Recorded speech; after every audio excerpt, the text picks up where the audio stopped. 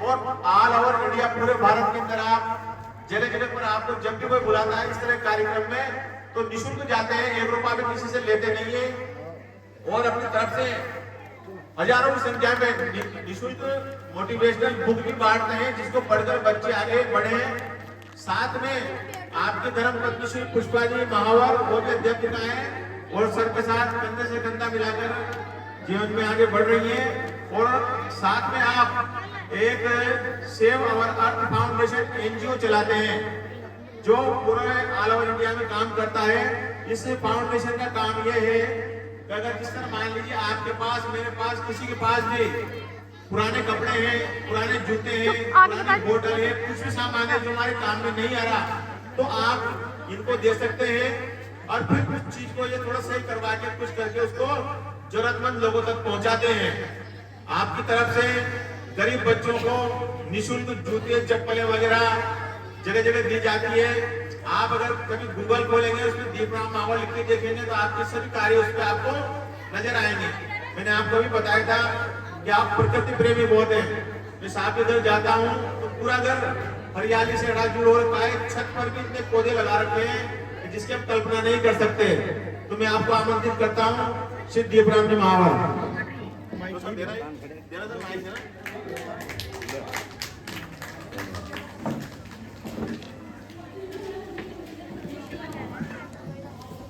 सबसे पहले मैं विद्या की देवी मां सरस्वती के चरणों में वंदना करता हूं। परम आदरणीय और सम्मानित आज के अतिथिगण श्री राजूलाल यादव जी पीओ और श्री कन्हैयालाल प्रजापत जी यहाँ के एचएम साहब और हंसराज जी यादव एसएमसी अध्यक्ष और समस्त मेरे सामने जो मंच पर आसीन सभी अतिथियों का और समस्त ग्रामवासियों का मैं इस भव्य प्रोग्राम में हार्दिक अभिनंदन और स्वागत करता हूं।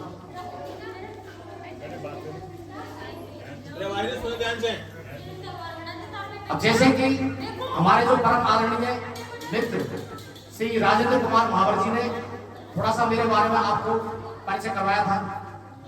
मेरी लाइफ का जो सबसे बड़ा जो मिशन है वह है एजुकेशन और एजुकेशन विशेषकर जो जरूरतमंद जो बच्चे हैं, जो अभाव में जो बच्चे जीते हैं और विशेषकर जो ग्रामीण परिवेश में जो बच्चे हैं उनके लिए मैं शिक्षा की मैंने एक मुहिम चला रखी है। तो देखिए मैं बच्चों से यहाँ पर निवेदन करूंगा कि सभी बच्चे यदि ध्यान से बातें सुनेंगे तो हो सकता है आपके जीवन में परिवर्तन जरूर आएगा। तो मैं सबसे पहले मैं यहाँ पर मेरे बारे में थोड़ा सा आपको परिचय देना चाहूंगा कि मैं कौन हूँ, कहाँ से हूँ। तो मैं आप ही की तरह एक छोटा सा गांव, ग्राम पोस्ट जौन, तहसील टोडाभीम और जिला करौली, मैं करौली का रहने वाला हूँ। एक बहुत ही छोटे से गांव में पला बड़ा हूँ और मैं विशेषकर ग्रामीण के जो बच्चे हैं मैं उनसे बोलना चाहूंगा कि कई बार ये बच्चे सोचते हैं कि हम गांव में पैदा हुए हैं, सरकारी स्कूल में पढ़े हैं तो हम आगे जीवन में बढ़ नहीं सकते। उनकी ये सोच बिल्कुल गलत है। मैं भी एक सरकारी स्कूल में ही पढ़ा हूँ और छोटे से गांव में ही मैं पैदा हुआ हूँ। तो मैं आपको, कई बच्चे सोचते हैं कि मेरे पिताजी गरीब हैं, मेरे माता पिताजी गरीब हैं तो हम जीवन में आगे नहीं बढ़ सकते। ये बात भी गलत है। तो देखिए मैं बहुत ही एक गरीब परिवार में पैदा हुआ। मेरे पिताजी मजदूरी करते थे। कई बार बच्चे सोचते हैं कि मेरे पिता मजदूरी करते हैं, मेरे पिताजी किसान हैं तो मैं अपने जीवन में आगे नहीं बढ़ सकता। तो सबसे पहले मैं मेरे बारे में बताना चाहूंगा कि मैं एक बहुत ही गरीब परिवार में पैदा हुआ। मेरे पिताजी मजदूरी करते थे और आप देखिए कि किसी ने हमसे बोला कि आप जिंदगी में आगे पढ़ नहीं पाएंगे क्योंकि आप गरीब हैं, तो आप ऐसा करिए कि सिलाई का या कोई काम धंधा सीख लीजिए। तो हमारे गांव के अंदर एक सिलाई का काम करते थे तो हम वहां पर तीसरी क्लास में वहां पर हम सिलाई का काम करने जाने लगते तीसरी क्लास से। तो देखिए मैंने तीसरी से लेकर और 10वीं तक मैंने सिलाई का काम किया है क्योंकि गरीबी की वजह से। क्योंकि किसी ने कह दिया कि आप आगे नहीं पढ़ पाएंगे, लेकिन आपको एक ताज्जुब होगा कि हम स्कूल भी जाते थे और वहां पर हम सिलाई का काम भी करते थे। आज हम जो कपड़े पहनते हैं, चाहे pant shirt ladies and gents, वो सभी कपड़े मुझे सिलना आते हैं। तो कहने का मतलब यह है कि गरीबी में आदमी ये नहीं सोचे कि मैं गरीब में पैदा हूँ इसलिए मैं नहीं जा सकता, लेकिन हम पढ़ाई में भी विशेष ध्यान देते थे। आपके सरप्राइज होगा कि हमारी जो नंबर है, मैं हमेशा ही क्लास के अंदर फर्स्ट या सेकंड मेरी पोजीशन आती थी, फर्स्ट या सेकंड, और नंबर जो मेरे हैं 99 या 98% आते थे। मुझे अच्छे ढंग से याद है कि एक बार मैथ्स के अंदर 50 में से मेरे 49.5 नंबर आए, 49.5। तो हमारे जो गुरुजी थे, मैंने उनसे कहा कि सर जी मेरा आधा नंबर कहाँ कटा है, आप मुझे बताइए। तो उन्होंने बताया कि आपका आधा नंबर कहाँ कटा है। तो कहने का मतलब ये है कि यदि कोई बच्चा कहता है कि मैं गरीबी में पैदा हूँ, आगे नहीं बढ़ सकता, वो यदि उसके अंदर जुनून हो, उसके अंदर संकल्प हो। कई बार बच्चे का टैलेंट होते हैं लेकिन उनको क्या प्रॉपर गाइडेंस नहीं मिलता है, इसलिए वो जिंदगी में तो वो क्या कि हम आगे नहीं बढ़ सकते, ऐसी उनकी सोच गलत है।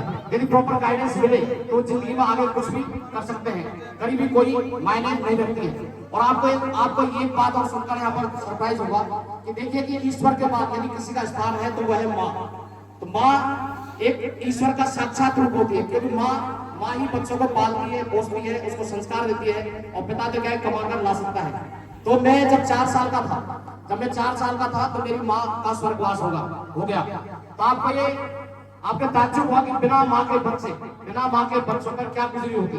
और मेरी जिंदगी में इतने कष्ट पाए हैं, यदि मैं आपको रियल यहाँ पर बताने बैठूंगा, यहाँ पर जितने भी दर्शक जितने भी लोग हैं, मैं एक दावे के साथ कह सकता हूँ, यदि मैं अपने कष्टों के वर्णन करूंगा तो आपके सभी के आंखों में आंसू आ जाएंगे। क्योंकि यहाँ पर हम पूरी हकीकत लाइफ हम बता नहीं सकते, तो हम आगे बढ़ते गए। तो मैं यहाँ पर जो मेरे समक्ष यहाँ पर जितने भी अध्यापक शिक्षक जो बैठे हैं, मैं उनको चरण वंदना करता हूँ, उनको नमन करता हूँ कि आज जो मैं कुछ हूँ, आपके सामने जो भी हूँ, वो केवल और केवल अध्यापक गणों की, मेरे गुरुजनों की वजह से हूँ। मेरी जो भी सबसे ज्यादा जो बच्चे हैं उनके जीवन पर प्रभाव पड़ता है उसके माँ बाप, उसके दोस्त और अध्यापक पर। मेरी माँ थी नहीं, मेरे पिताजी मजदूरी करते थे, तब आया अध्यापक। तो हमारे मुझे अच्छे ढंग से याद है, जब मैं 7वीं क्लास में पढ़ता था, 7वीं के अंदर, मैं अपने बारे में इसलिए बता रहा हूँ कि टीचर्स या शिक्षक गण आपकी लाइफ को कैसे चेंज कर सकते हैं। कोई भी क्षण, कोई भी घटना, कोई भी स्टोरी आपको लाइफ को चेंज कर सकती है, आप अपने जीवन में आप आगे बढ़ सकते हैं। जब मैं 7वीं क्लास में था तो हमारे परम आदरणीय और सम्मानित द्वारका प्रसाद अवस्थी जी हमारे गुरुजी थे। तो उन्होंने कहा कि बेटा आप आगे कैसे पढ़ोगे, क्योंकि आप तो, आपके पिताजी तो मजदूरी करते हैं, आप अपने जीवन में आगे कैसे बढ़ेंगे। तो हमारे गुरुजी ने हमें सलाह दी, कि बेटा आप आगे जाके साइंस ले लेना, और आगे जाके बच्चों को ट्यूशन पढ़ाना, खुद भी पढ़ लेना। तो देखिए कोई भी क्षण, कोई भी घटना या किसी कही हुई बातें आपके जीवन को बदल सकती है। तो हमारे जो गुरुजी थे, उनकी बातें कही हुई हमारे दिमाग के अंदर बैठ गई। तो हमने उसको टारगेट लेके चले कि आगे जाके हमको साइंस लेना है। तो मेरे 9th क्लास के अंदर, आपको ताज्जुब हुआ कि मेरे 9th क्लास के अंदर मात्र 65% थे, 65%। तो मैं आपको इसलिए मेरे बारे में बता रहा हूँ जिससे कि आप प्रेरित हो सके। तो 65% थे, और हमारे गुरुजी ने ये बोला था कि आगे जाके आपको साइंस लेना है, जिससे बच्चों को ट्यूशन पढ़ाकर आप अपनी जिंदगी में आप आगे बढ़ सकते हैं। और 9th क्लास के अंदर मेरे संस्कृत सब्जेक्ट चलता था पहले, अभी भी चलता है। तो उसमें मेरे 50 नंबर में से मेरे मात्र 17 नंबर आए। कितने नंबर आए? 17 नंबर। तो देखिए कि हमें आगे जाके साइंस लेना है, और यदि आपके अच्छे परसेंटेज बनेंगे तभी आप 11th में जाके साइंस में या तो मैथमेटिक्स ले सकते हैं, या पीसीबी ले सकते हैं, बायो या कोई भी सब्जेक्ट आप ले सकते हैं।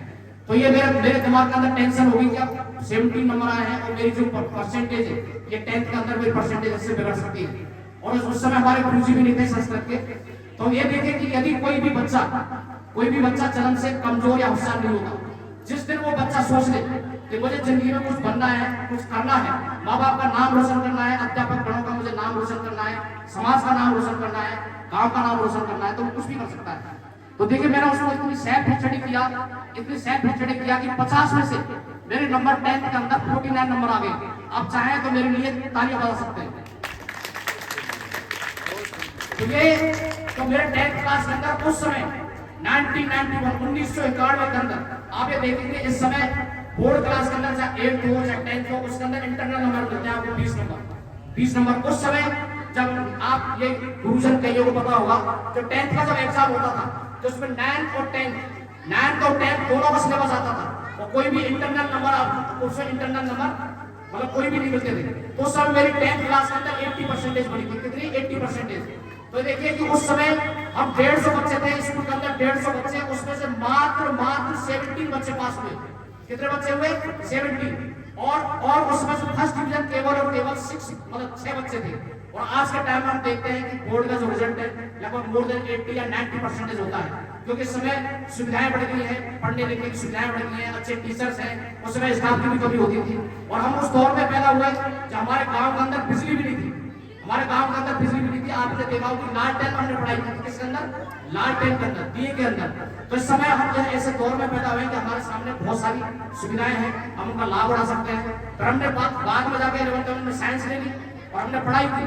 तो उस समय देखिए 1994 में हमने पीईटी के एग्जाम दी, प्री इंजीनियरिंग टेस्ट। तो हमारा राजस्थान के अंदर उस समय 12th रैंक हमारी हुई थी।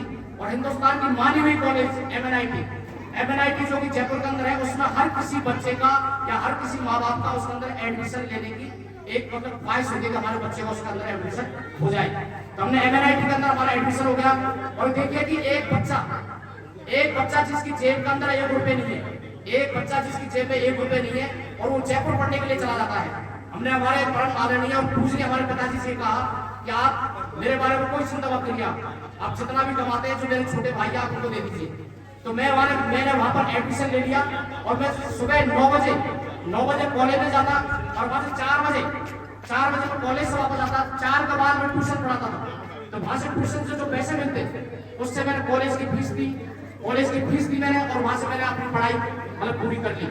अब मैं आता हूँ अपने बाद हमारी देखिए पढ़ने की कोई उम्र नहीं होती, पढ़ने की कोई उम्र नहीं होती। यहाँ पर मैं जो छोटे जो बच्चे हैं उनके माता पिता, उनके दादा दादी, उनके नाना नानी, मैं सभी से निवेदन करूंगा कि जैसे कि यहाँ पर अभी थोड़ी देर पहले सोशल मीडिया के बारे में बताया था कि आप बच्चों पर आप ध्यान देंगे तो जीवन में जरूर आगे बढ़ेंगे।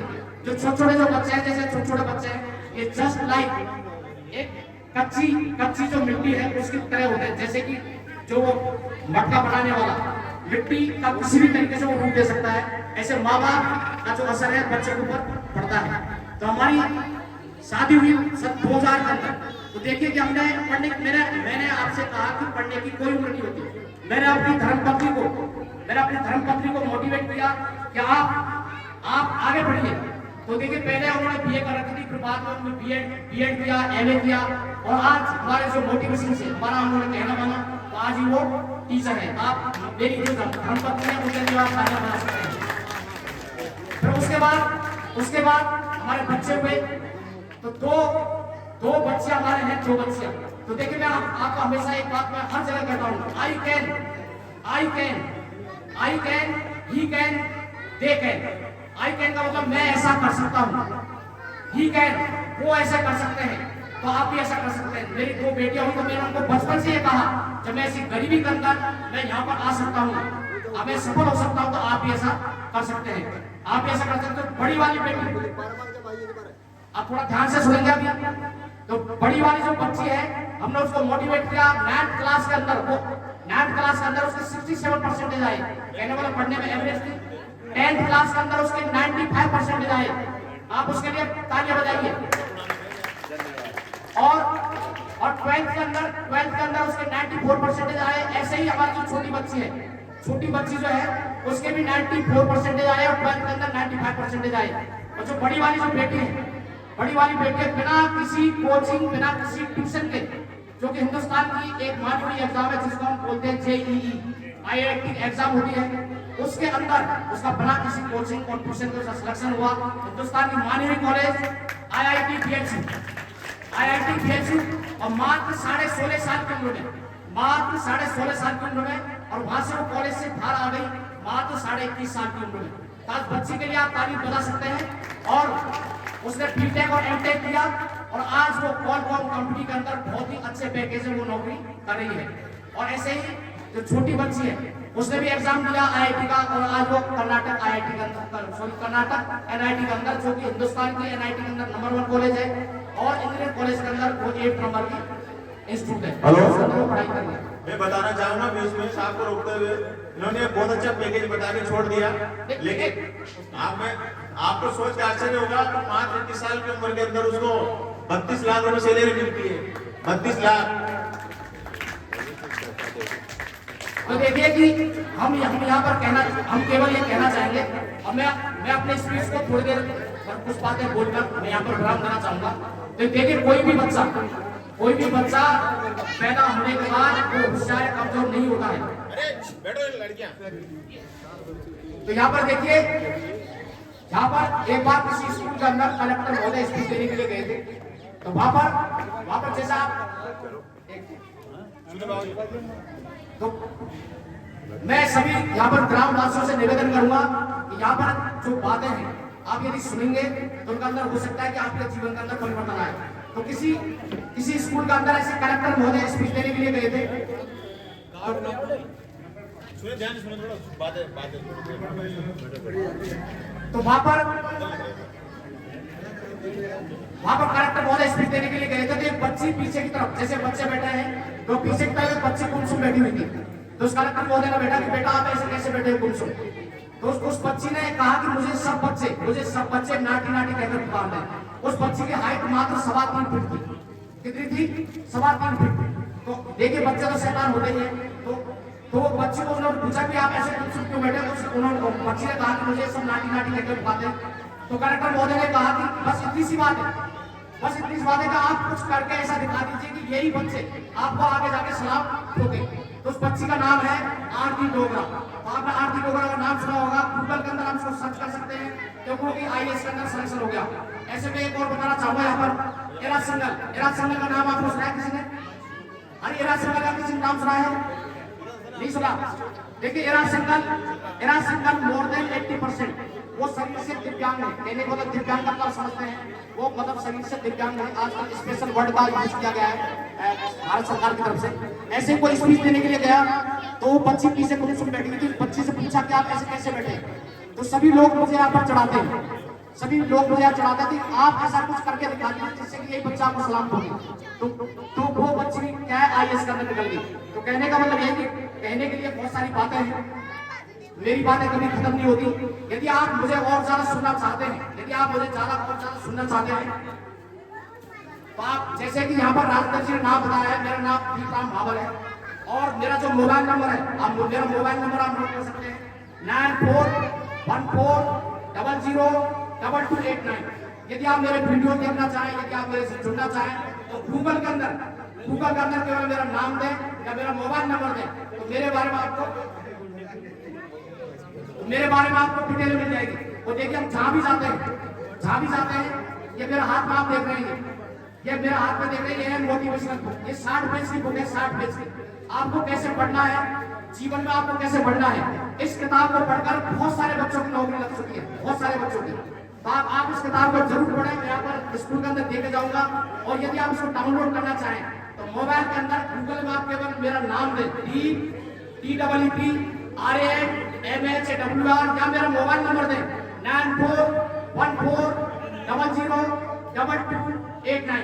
तो आपको मेरे बारे में वहां पर सब कुछ मिल जाएगा। लास्ट एंड फाइनल मैं यहाँ पर हम काम के अंदर आए हैं, यहाँ पर सभी लोग किसान परिवार से हैं।